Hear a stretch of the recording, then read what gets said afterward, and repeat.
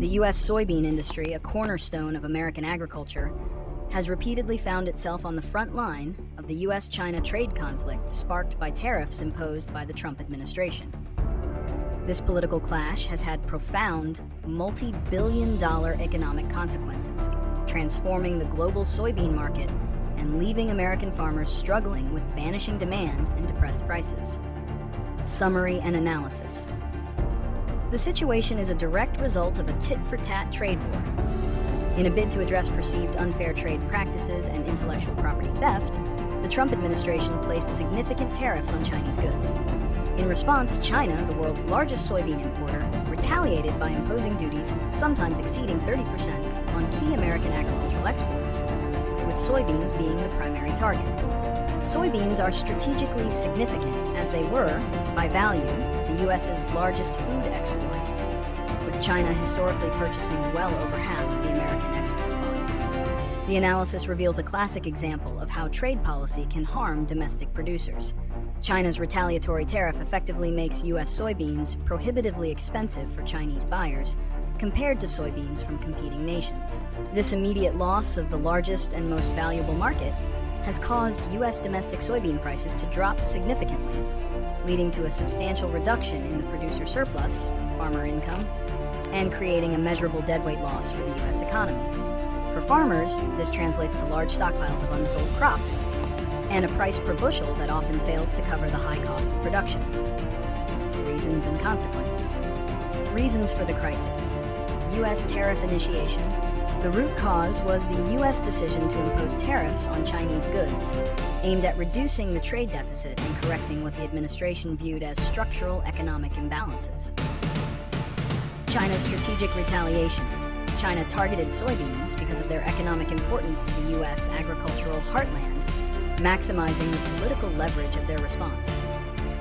Targeting a major export from a specific, politically relevant demographic was a calculated move to pressure the U.S. government. Commodity vulnerability. The sheer volume of U.S. soybean production, nearly half of which was previously exported, meant that the loss of a single massive customer like China could not be easily absorbed by other markets. Consequences for U.S. farmers and the global market. Financial collapse and government aid. Soybean export sales to China plummeted by billions of dollars, leading to a severe income crisis for farmers.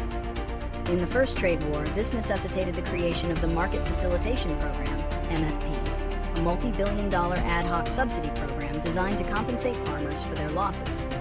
While this aid prevented widespread bankruptcies, it was a costly, temporary fix that did not solve the underlying market access problem.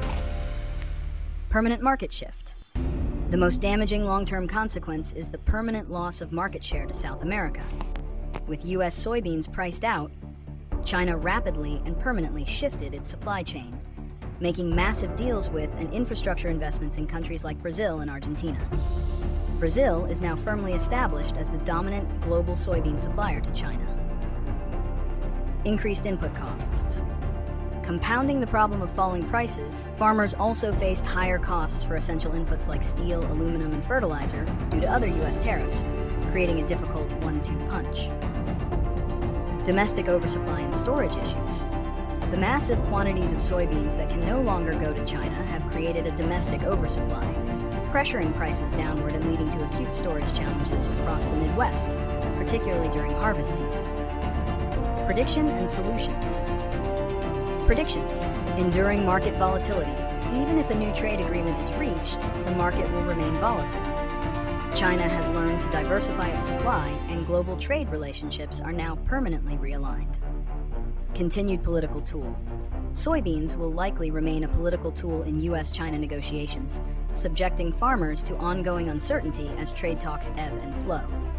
South American dominance. Brazil's market share in China will likely continue to grow, making it exceedingly difficult for the U.S. to fully reclaim its pre-tariff dominance. Solutions and mitigation strategies. Market diversification. Farmers and industry groups are actively seeking to cultivate new export markets in regions like Southeast Asia, the European Union, Mexico, and other countries to reduce dependency on China.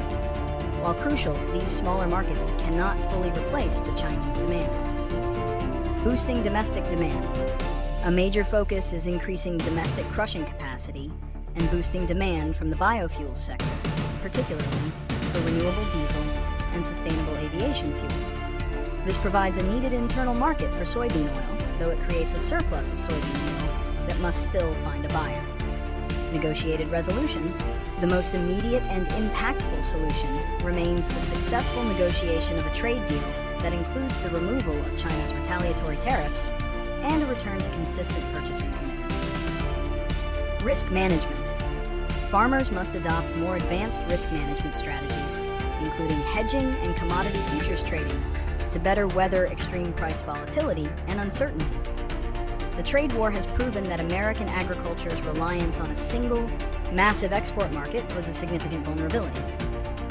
Moving forward, the industry's stability hinges on a combination of diplomatic success, permanent market diversification, and the development of strong, stable domestic demand.